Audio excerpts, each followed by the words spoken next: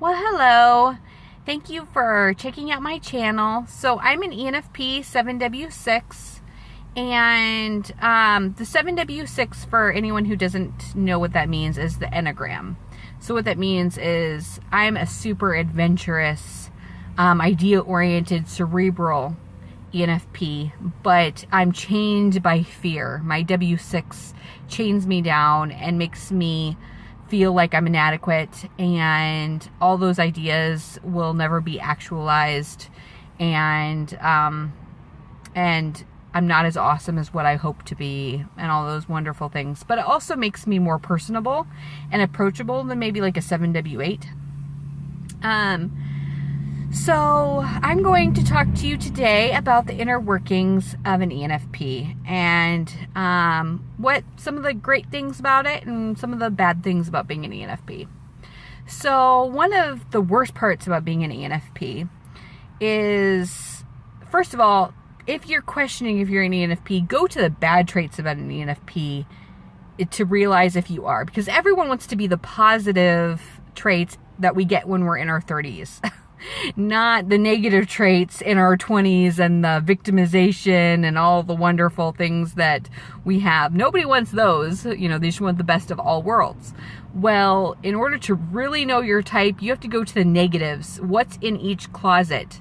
And if you're an ENFP, you're going to relate to some of this. It's very alienating to live in this world. We live in a very ESTJ world. The only letter that I have that's appropriate would be extroverted.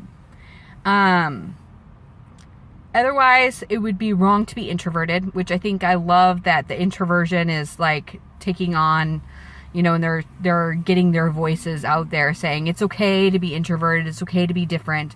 And I think the millennial world is making it a lot easier, but before it was always classified as wrong. You make people uncomfortable by being quiet, so don't be quiet. It was also not correct to be a big picture thinker. They always say that they want it for a job. Like, we would love a big picture thinker, but as soon as you are, they're like, you're kind of weird. We want someone who can do the day-to-day tasks and be a big picture thinker. Well, that's not, you're one or the other, so it makes it kind of difficult. It's wrong to be a feeler. It's way better to be logical about everything and to not take things personally. But then it was also correct to be a task finisher. It's not good to be a task starter. They want you to finish what you start. So I feel like we live in a very ESTJ world, or at least that's in Iowa. That's where everyone's hardworking, and that's especially where you're supposed to be hardworking. And maybe it's just an ESTJ environment. And I just thought it was the world. I don't know. But my mom's way of doing things was always right, and mine always felt wrong. And I really don't blame her for it, because that's what the world has told her is correct. And so imagine her disappointment when she got me. I wasn't good at sports, wasn't good at anything. I was very reserved as a child. I think everyone thinks that ENFPs are just fully manic all of the time, sparkles. That is so not me. I do not relate to the unicorn. I think if you do, then maybe you're not probably ENFP. You're probably ESFP or INFP, because those two get messed up with us a lot and mistyped. If you're an ENFP, you will realize that your brain is like a series of Alice in Wonderland tunnels and segues beyond segues, and if you're not careful, you'll get lost in your mind. And I love my mind and thoughts. One thing that's one of my biggest frustrations is that I can't convey the way that I think to others. They see me as crazy. But I use a lot of analogies to describe how I see things. And it's my only way to relate what goes on in the inside of my mind.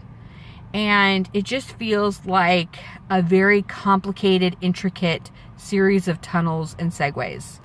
And you'll get moments, bursts of inspiration, 20 ideas all at once. And you live on creativity and inspiration. and all of a sudden it'll hit you and you'll just be obsessed about something one day and then never want to touch it again. And you have all these ideas that you want to make the world a better place, but you don't have any ambition to follow it through. So I have so many ideas, so little time, and so little ambition.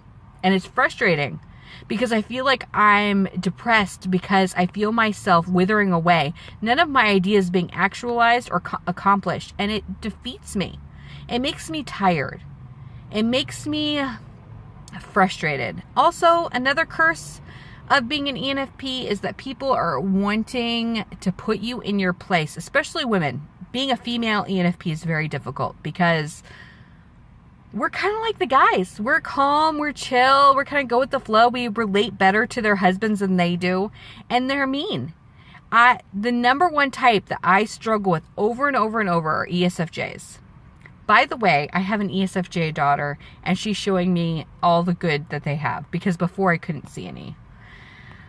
But they're just dead set on making me realize that I'm not special.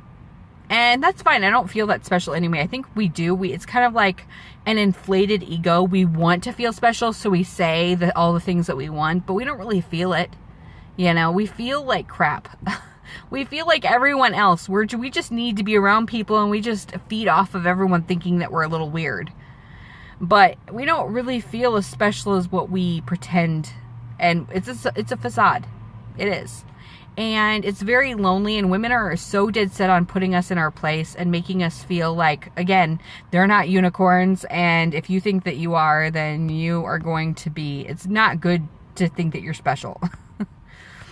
And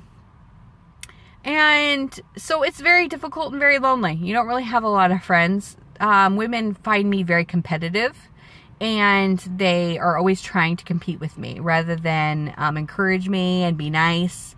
They are dead set on teaching me lessons, and it makes it very lonely. It makes it hard to trust other women.